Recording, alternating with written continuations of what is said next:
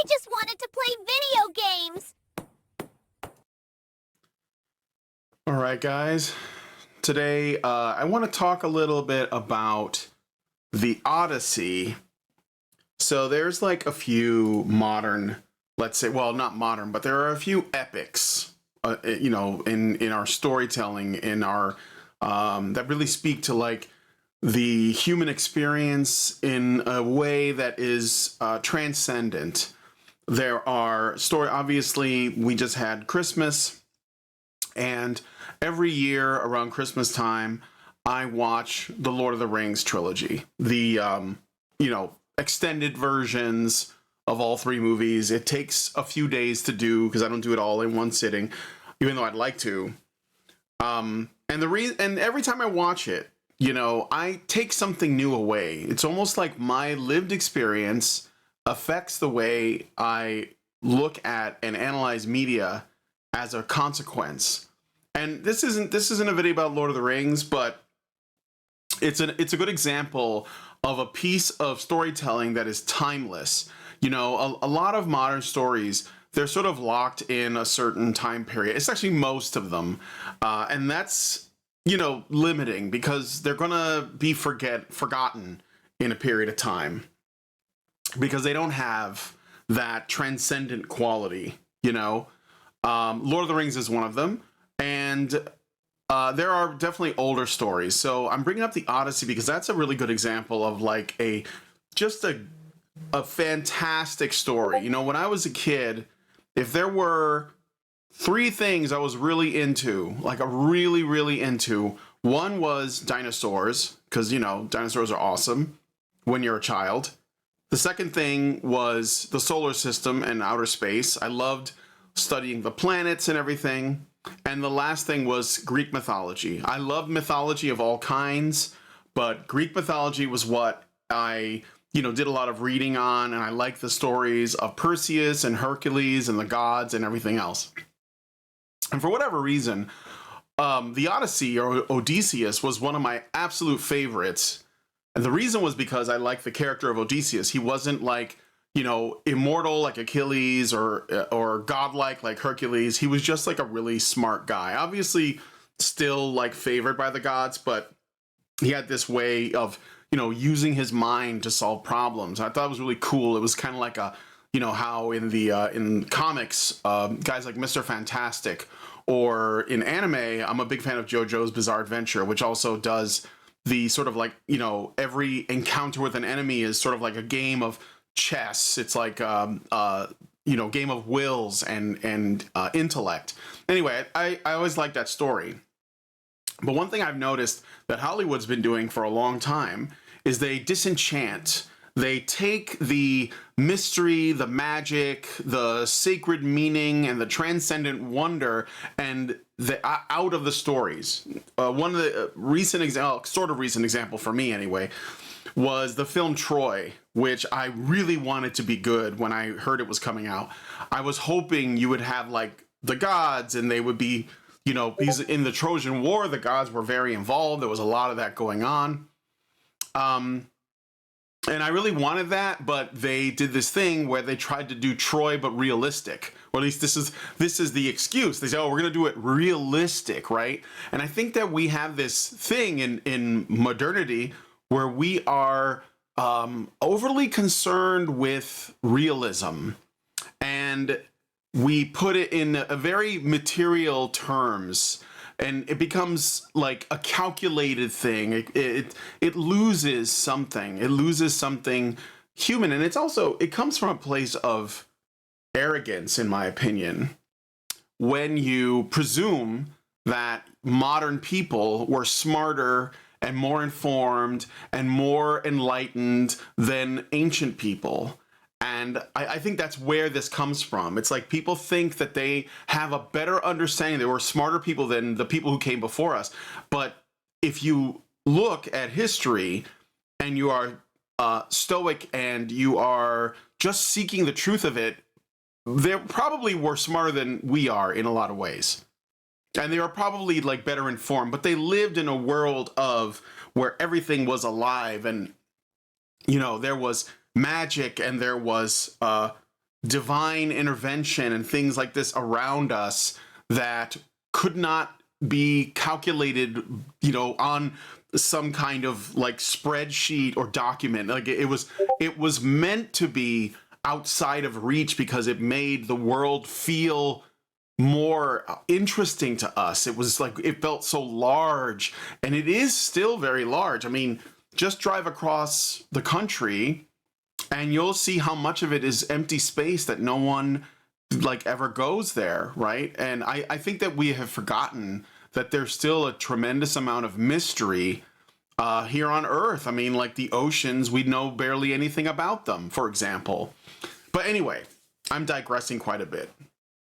So let's take a look at, I'm gonna have this trailer playing with no sound in the background while I talk a little bit more about my my thoughts. So this is a new film coming out from Universal called The Odyssey, directed by Christopher Nolan. And Christopher Nolan, normally his films are sort of, mind screw films, But to be honest, he never really blew my skirt up. Like, I mean, some of the stuff was pretty good, and they were interesting concepts. I enjoyed Memento. I thought, Inception was fine. I like the Batman movies, especially Batman Begins. I did really like that one, but I like it as a film, not necessarily as a Batman film, not necessarily as a comic book film, if that makes sense, because they disenchant it to some degree. I mean, in Batman Begins, they go through all of this to explain how Bruce Wayne was able to do all of these things, but there's still a lot of plot armor and, sort of like the kind of Batman has to win because he's the hero. So they're trying to make two things work at the same time, and I don't think it works as well. And so yeah, he does that. And then there were other films, Interstellar and Tenet. None of it really, like, I don't know, it didn't stick with me. They were okay, but I think he does this thing where he's very much a fan of film, but he's also very sort of analytical in his approach to things. And that has its benefits and penalties. Now, what I'm concerned with is that the Odyssey is going to be like overly grounded in realism. And that is a worry. But from what I've heard, the gods are going to be involved and there will be supernatural elements. So Athena is prominently featured. Yes, it's weird. She's being played by Zendaya. I don't know if there's like something in a contract where they have to put Zendaya and shit, but I mean, if they do it well, I don't mind. My only issue is that it is off because I think the gods should look like the people who worship them. Like, I think that if you had a story with African gods, then the gods should be African looking. I think it just makes sense, in my opinion. And the casting is very, it's weird. Like, they got some big names like Matt Damon and stuff and Tom Holland. But I don't know what they're going to do in terms of the story. I hope that it's accurate. I hope that it's going to have its supernatural elements. I think that Nolan has this thing where he, according to what I heard or what I've read, Nolan explicitly cited Ray Harryhausen, who is one of my heroes, a stop motion animator that did a lot of great films from back in the day. Look him up. He did Jason and the Argonauts and Clash of the Titans as his inspiration. He wanted to elevate that classic mythological cinema with on an IMAX scale, because Christopher Nolan's big on doing things like big IMAX movies, and he likes to do practical effects and all of that. And look, that all sounds good. I want something epic. I want to see something epic. I want to return to that, and it's that would be peak for me if it was done that way. I don't know if that's what we're gonna get. I am a little bit worried about that. What we may see is this is what his stated approach is. Okay, so take of this what you will. He says he describes wanting to treat mythological elements in a sort of real world way. This is why I'm a little concerned. Inspired by how ancient people saw natural phenomena, lightning and earthquakes, as direct actions of gods. This grounds the supernatural in the character's worldview, making gods and monsters feel intrusive and horrifying in a brutal human world rather than explaining them away scientifically. So, can we square that circle? I think you can, but I would like to see it like maybe this is asking too much. But I love the old movies of like the 60s and it was mostly like the 60s, maybe a little bit of the 70s, where they were trying to do these fantastical elements in fantasy in particular, and they would, just show you the magic, right? And there were a number of attempts of the Odyssey. There was an Italian one, which I guess was the most accurate, and even that one like left some things out, like the monsters. There's a couple of there's a sea monster named Scylla, who's like a multi-headed sea monster, and there's like another monster that's like a giant like mouth in the sea that creates a whirlpool or something. It's been a while, but Odysseus has a number of challenges, and that's what I want to see. I want to see the challenges and how he gets around them. There's the bag of winds, there's Circe, there's the men getting turned into pigs, there's all kinds of stuff. There's the lotus eaters where they don't want to leave the island, and they end up, some of his crewmen stay, and then of course there's the Cyclops. And I know that there is a suggestion of a Cyclops. You kind of see it in the teaser here, or what this official trailer is. But I really want that. I want it to like really lean into the mythology. So I want to know what you guys think. Do you think that he's going to pull this off? I'm curious. How much is going to end up getting left behind? How much of the Odyssey will be not shown? I mean, it is a long story. It's an epic poem. But I'd like to see it done. Some people think that the Odyssey you can't do epic movies because it would take too long. Like, I understand that there was an animated David film that recently came out about the boy who killed Goliath and later became king. And, it was kind of a longer movie, not as long as Avatar, but like a longer movie. And people were like, well, I don't think people are going to sit down and watch that. But I disagree. I don't think people are that sort of ADHD. I mean, I watch Lord of the Rings every year, and I think a lot of people do too. And those movies are very long, but they are long, but you don't feel the length as much because they're just engaging from start to finish. And I think that to say, oh, well, we live in a time where everyone's on their phones and they're all watching shorts and all that, I think that's just a cop-out. I think that's just a cope. I think that people do want something real, and fantasy like this can be as real as anything else, And I am concerned because I want to see things be re-enchanted. So let me give you a couple of reasons, all right? Transcendent narratives provide frameworks for understanding suffering, death, heroism, and a human significance, reducing them to purely material or psychological phenomenon like gods as projections of fear, or monsters that are metaphors for trauma or something like that, can leave people in a nihilistic void where nothing ultimately matters beyond survival and pleasure. And I think that we are kind of like being pushed into a materialist worldview where everything is very simple and there is no meaning outside of like what is right in front of you. So I think that like these stories, they do a good job of like, and they're not based in historical fact, but they are true in a sense that is, I guess, beyond that. I don't know if you guys understand what I mean by that.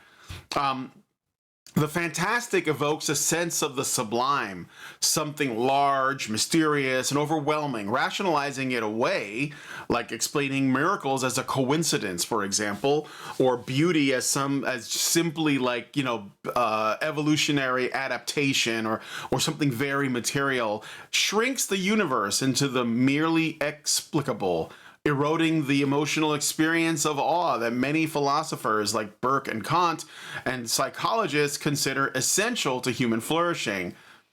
Myth and fantasy fuel creativity. A fully disenchanted approach risks turning epic stories into mundane historical dramas or psychological case studies. This can make art feel flat, didactic, or merely entertaining, but not necessarily transformative. Tolkien argued against demythologizing allegory. True myth speaks to deeper realities that cold rationality cannot capture. Carl Jung warned that dismissing the transcendent archetypes in myths leaves the psyche unbalanced. Modern neuroses often stem from repressed spiritual needs. Studies in positive psychology, like on self-transcendence, link experiences of wonder and the sacred to greater life satisfaction, resilience, and pro-social behavior. Transcendent frameworks often ground ethics in something beyond human opinion. Divine, command, cosmic order, heroic ideals. Purely materialist explanations can reduce morality to evolutionary utility or social contracts, making it feel contingent and fragile rather than profound and binding. Myths carry unique cultural identities and ways of experiencing the world. Disenchanting them into universal, rational interpretations can erase distinctive worldviews in favor of a monolithic scientific materialism. So you can lose something culturally. Like if you did a film about Native American gods, or the sort of mythology of like, you know, a native tribe in the United States before colonization. For example, Apocalypto is good. You can lean into those things and give people a real window into the world that people lived in and the way they viewed things. And I think that you can do that and have a lot of fun with it.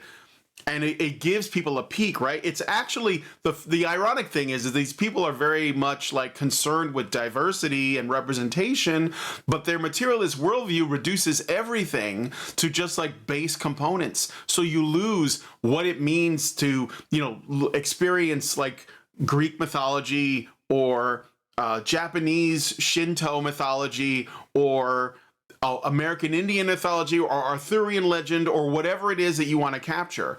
Egyptian, you know, stories. I mean, all of that, biblical things, all of that can be a lot more enjoyable and fun.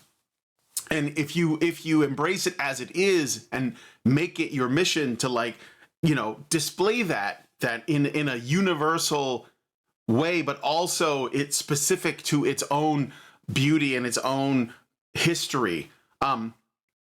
Weber himself noted that the iron cage of rationality leads to a world of specialists without spirit, sensualists without heart. In a fully disenchanted culture, even extraordinary achievements like space travel or AI can feel routine and soulless rather than miraculous. So this is what my concerns with this are. Nolan says that there will be mythological elements, and it looks like it. You can kind of see the Cyclops and some of these other elements here, but I want to see it like really done and not sort of like a happy accident. The film Troy, which I brought up earlier in the video, completely removes the fun, and it's forgettable as a result, in my opinion. Minus a couple of lines that were delivered okay. There was even a version of the Odyssey that was just called The Return with I believe it was Ralph Fiennes, and it's just Odysseus after he gets back, and there's absolutely there's no fantasy in it at all. It's completely realistic. And so it loses something because it could be anybody's story. That could be anything. It's not really the Odyssey. So I want to know what you guys think. I'm not going to drag this out any longer. I am a absolute fan of Greek mythology, and I want to see this done well.